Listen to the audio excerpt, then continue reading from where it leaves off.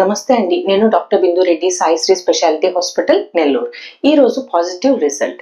ఈ కపుల్ కి మ్యారేజ్ అయ్యి 6 ఇయర్స్ అవుతుంది. మనము ఇన్ఫర్టిలిటీ ఎవాల్యుయేషన్ లో భాగంగా ఆ అమ్మాయికి hormone test, ultrasound, husband semen analysis చేయించినప్పుడు అల్ట్రాసౌండ్ లో గర్భసంచిలో కండ పెరిగిందని డౌట్ లాగా అనిపించింది అనమాట. దాని తర్వాత ఆ అమ్మాయికి సెలైన్ ఇన్ఫ్యూజన్ సోనోగ్రఫీ అంటే ట్యూబ్ టెస్టింగ్ అని చేశాము.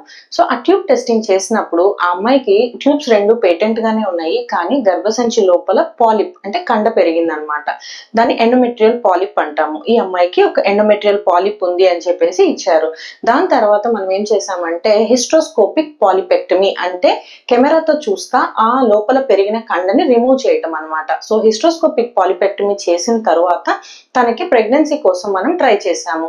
First month she did not conceive. So second month లో ఏం చేసామంటే ఎగ్ రిలీజ్ అవడానికి టాబ్లెట్ ఇచ్చి రోజు మార్చి రోజు స్కాన్ చేసి ఎగ్ రిలీజ్ అయ్యే టైంలో భార్య భర్త కలిసి ఉండాలని తన్ని గైడ్ చేశాము.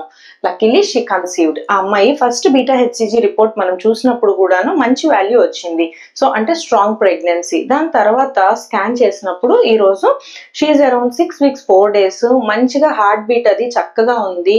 సో పాలిప్ అంటే గర్భసంచి లోపల గనక కండ పెరిగినట్లయితే వారు అంత నార్మల్ గానే ఉన్నా గానీ, పీరియడ్స్ రెగ్యులర్ గా వస్తున్నా, సెమెన్ అనాలిసిస్ బాగున్నా కానీ ప్రెగ్నెన్సీ రాదు. అలాంటి వారికి హిస్ట్రోస్కోపిక్ పాలిపెక్టమీ అనే పద్ధతి ద్వారా కండని రిమూవ్ చేస్తే గనక వాళ్ళు చక్కగా కన్సీవ్ అవుతారు. Thank you.